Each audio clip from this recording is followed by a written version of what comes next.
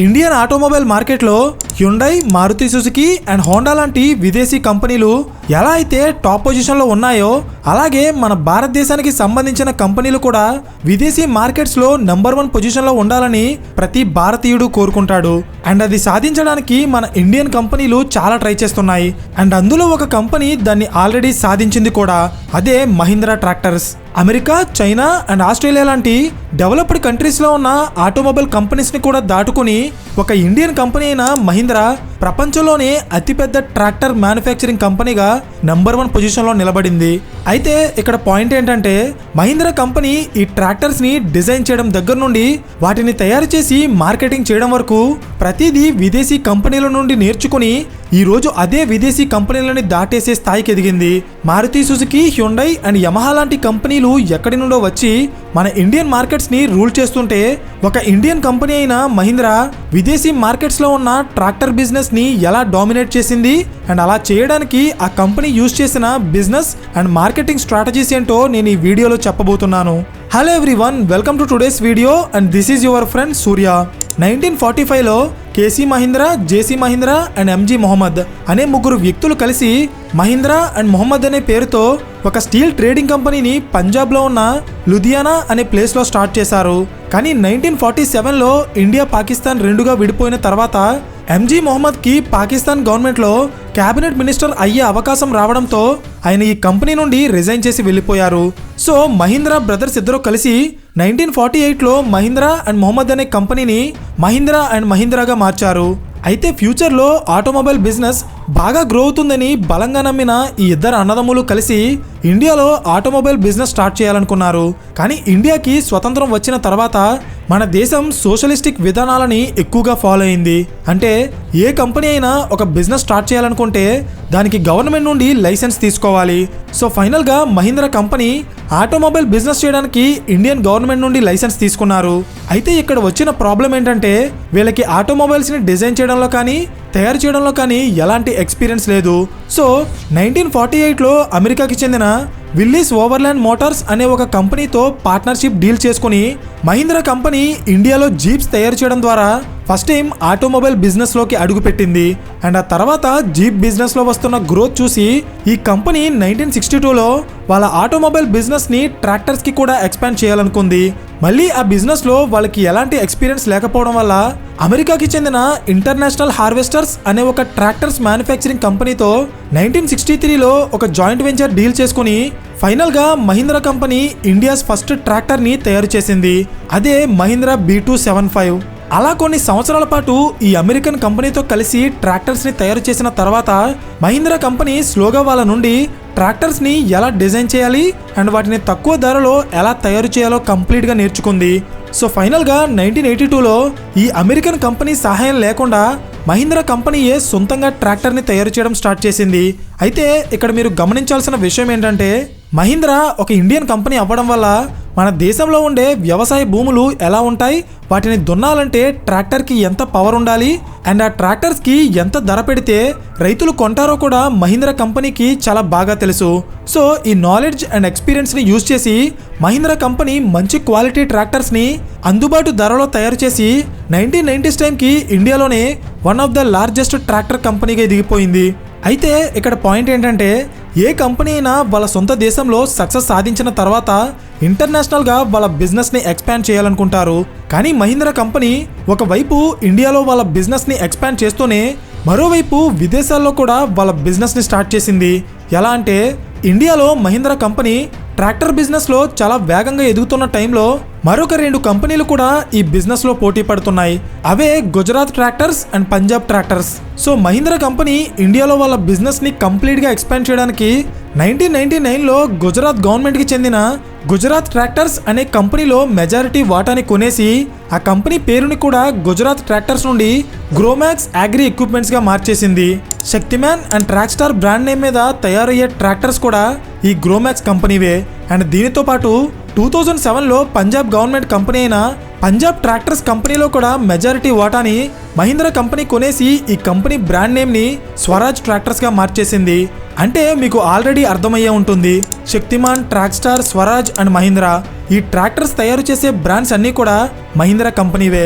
So ఇలా 2010 టైంకి ఇండియాలో ఉన్న ట్రాక్టర్ బిజినెస్లో మేజర్గా మహీంద్రాకి పోటీ వచ్చే అన్ని కంపెనీస్ని సొంతం చేసుకుని భారతదేశంలోని అతిపెద్ద ట్రాక్టర్ మ్యానుఫ్యాక్చరింగ్ కంపెనీగా ఎదిగిపోయింది. ట్రాక్టర్ బిజినెస్లో ఇండియా తర్వాత ప్రపంచంలోనే అతిపెద్ద markets China and America. So నేను ఆల్రెడీ చెప్పినట్టే మహీంద్రా కంపెనీ 1994లోనే అమెరికన్ మార్కెట్లో వాళ్ళ బిజినెస్ని స్టార్ట్ చేసింది. కానీ అమెరికన్స్ ఎవరికి మహీంద్రా కంపెనీ గురించి తెలియకపోవడం వల్ల మొదట్లో మహీంద్రా కంపెనీ అమెరికాలో సక్సెస్ అవ్వలేదు. సో అప్పుడు వాళ్ళ ముందున్న టాస్క్ ఏంటంటే ఎలా అయినా అమెరికన్స్కి మహీంద్రా కంపెనీ గురించి తెలిసేలా చేయాలి. అండ్ దానికోసమే ఈ కంపెనీ అమెరికాలో ఉన్న కొన్ని పెద్ద పెద్ద కంపెనీస్తో పార్ట్నర్షిప్స్ చేయడానికి ట్రై చేసింది. కానీ అప్పట్లో మహీంద్రా అనేది ఒక చిన్న కంపెనీ అవ్వడం వల్ల ఎవరు కూడా ఈ కంపెనీతో పార్ట్నర్షిప్ చేయడానికి ముందుకు రాలేదు. సో ఫైనల్గా అమెరికన్ మార్కెట్లో మహీంద్రా కంపెనీ గురించి అందరికీ తెలిసేలా చేయడానికి ఈ కంపెనీ ఒక జీనియస్ మార్కెటింగ్ స్ట్రాటజీ ఇంప్లిమెంట్ చేసింది. అదేంటంటే అమెరికాలో ఉన్న రిప్ ఇవాన్స్ అనే ఒక ట్రాక్టర్ డీలర్ తన ట్రైలర్ మీద ఈ మహీంద్రా ట్రాక్టర్స్ని ఎక్కించుకుని అమెరికాలో ఉన్న అన్ని ప్రాంతాలకి వాటిని తిప్పి అక్కడ ఉన్న ట్రాక్టర్ డీలర్స్కి మహీంద్రా కంపెనీ గురించి ఎక్స్ప్లెయిన్ చేశారు. సో ఫైనల్గా 1994లో మహీంద్రా కంపెనీ అమెరికాలో వాళ్ళ ఫస్ట్ ఫ్యాక్టరీని ఎస్టాబ్లిష్ చేసింది. అయితే ఈ స్ట్రాటజీ మహీంద్రా కంపెనీని అమెరికాలో ఉన్న ట్రాక్టర్ డీలర్స్కి తెలిసేలా చేసింది, కానీ అక్కడ ఉన్న ప్రజలకి కాదు. సో కస్టమర్స్కి మహీంద్రా కంపెనీ గురించి తెలిసేలా చేయడానికి అమెరికాలో ఎక్కువగా జనాలు అటెండ్ అయ్యే కొన్ని స్పోర్ట్స్ ఈవెంట్స్ని ఈ కంపెనీ స్పాన్సర్ చేసింది. Like bull riding, fishing and car racing. And వీటితో పాటు అమెరికాలో ఉన్న కొన్ని మీడియా ఛానల్స్కి ఆనంద్ మహీంద్రా గారే డైరెక్ట్గా ఇంటర్వ్యూ ఇచ్చి మహీంద్రా కంపెనీ గురించి అమెరికాలో తెలిసేలా చేశారు. అయితే ఇక్కడ మనం గమనించాల్సిన విషయం ఏంటంటే ఈ మహీంద్రా కంపెనీ వాళ్ళ ట్రాక్టర్స్ గురించి కస్టమర్స్కి తెలిసేలా ఎంత ప్రమోట్ చేసినా అవి అమెరికాలో ఉన్న కస్టమర్స్ అవసరాలని తీర్చలేకపోతే వాటిని ఎంత ప్రమోట్ చేసినా ఎలాంటి ఉపయోగం ఉండదు. సో అందుకే ఈ కంపెనీ అమెరికాలో వాళ్ళ బిజినెస్ స్టార్ట్ చేసినప్పుడే అక్కడ ఉన్న మార్కెట్ కండిషన్స్ని కంప్లీట్గా అనలైజ్ చేసింది. అంటే అప్పటికే American companies large and small tractor సెగ్మెంట్ని టార్గెట్ చేసి బిజినెస్ చేస్తుంటే మహీంద్రా కంపెనీ మాత్రం మీడియం కస్టమర్ సెగ్మెంట్ని టార్గెట్ చేసి అఫోర్డబుల్ ప్రైస్లో ట్రాక్టర్స్ని లాంచ్ చేసింది. అండ్ ఈ స్ట్రాటజీ వల్ల మహీంద్రా అమెరికాలోనే one of the top tractor మ్యానుఫ్యాక్చరర్గా ఎదిగిపోయింది. సో అమెరికన్ మార్కెట్స్ని క్యాప్చర్ చేసిన తర్వాత ఈ కంపెనీ నెక్స్ట్ వాళ్ళ బిజినెస్ని చైనాకి ఎక్స్పాండ్ చేసింది. కానీ చైనాలో డైరెక్ట్గా వాళ్ళ బిజినెస్ని స్టార్ట్ చేయకుండా అక్కడ లోకల్గా ఉండే రైతుల అవసరాలు అండ్ వాళ్ళ బడ్జెట్ కండిషన్స్ని తెలుసుకోవడానికి 2005లో మహీంద్రా కంపెనీ చైనాకి చెందిన జింగ్లిన్ అనే ఒక ట్రాక్టర్ కంపెనీలో 80% వాటాని కొని ఆ కంపెనీ పేరుని జింగ్లిన్ ట్రాక్టర్స్ నుండి మహీంద్రా చైనా ట్రాక్టర్స్ లిమిటెడ్గా మార్చేశారు. సో సేమ్ అమెరికాలో ఇంప్లిమెంట్ చేసిన స్ట్రాటజీనే మహీంద్రా చైనాలో కూడా ఇంప్లిమెంట్ చేసింది. అంటే లార్జ్ సైజ్ ట్రాక్టర్స్ని కొనే కస్టమర్స్ మీద కాకుండా స్మాల్ అండ్ మీడియం సైజ్ ట్రాక్టర్స్ని కొనే middle class and poor customers మీద ఫోకస్ చేసి మహీంద్రా కంపెనీ చైనాలో వాళ్ళ ట్రాక్టర్స్ని లాంచ్ చేసింది. అండ్ ఇక్కడ కూడా ఈ స్ట్రాటజీ వర్క్ అయింది. అయితే చైనాలో ఇంకా వాళ్ళ బిజినెస్ని ఎక్స్పాండ్ చేయడానికి 2009లో చైనాకి చెందిన మరొక పెద్ద ట్రాక్టర్ కంపెనీని కొనేసి మహీంద్రా కంపెనీ చైనాలోనే థర్డ్ లార్జెస్ట్ ట్రాక్టర్ మ్యానుఫ్యాక్చరర్గా ఎదిగిపోయింది. సో ఇలా ఇండియా, అమెరికా అండ్ చైనా తర్వాత మహీంద్రా కంపెనీ వాళ్ళ ట్రాక్టర్ బిజినెస్ని యూరప్, ఆస్ట్రేలియా అండ్ ఆఫ్రికా లాంటి దాదాపు 40 దేశాలకి పైగా వాళ్ళ బిజినెస్ని ఎక్స్పాండ్ చేసింది. అయితే ఈ వీడియోలో కేవలం ఈ 3 దేశాల గురించి మాత్రమే నేను ఎందుకు చెప్పానంటే ప్రపంచవ్యాప్తంగా ఉన్న ట్రాక్టర్ బిజినెస్లో ఇండియా, చైనా అండ్ అమెరికా ఈ 3 దేశాలు మాత్రమే దాదాపు 80% మార్కెట్ షేర్ని కలిగి ఉన్నాయి. సో ఈ 3 దేశాల్లో ఎవరైతే టాప్ పొజిషన్లో ఉంటారో వాళ్ళు ఆటోమేటిక్గా ప్రపంచంలోనే నెంబర్ 1 పొజిషన్లో ఉంటారు. అండ్ ఎగ్జాక్ట్గా మహీంద్రా విషయంలో కూడా అదే జరిగింది. ఎలా అంటే ఈ 3 దేశాల్లో కూడా కొన్ని స్ట్రాటజిక్ పార్ట్నర్షిప్స్ ద్వారా బిజినెస్ స్టార్ట్ చేసి స్లోగా ఆయా దేశాల్లో ఉన్న ట్రాక్టర్ బిజినెస్ని ఆక్యుపై చేయడం ద్వారా ట్రాక్టర్స్ తయారీలో మహీంద్రా కంపెనీ ఈరోజు ప్రపంచంలోనే టాప్ పొజిషన్లో ఉంది. సో ఫైనల్లీ ఈ కేస్ స్టడీ నుండి మనం నేర్చుకోవాల్సిన కొన్ని ఇంపార్టెంట్ బిజినెస్ లెసన్స్ ఏంటంటే లెసన్ నెంబర్ 1, స్ట్రాటజిక్ పార్ట్నర్షిప్స్.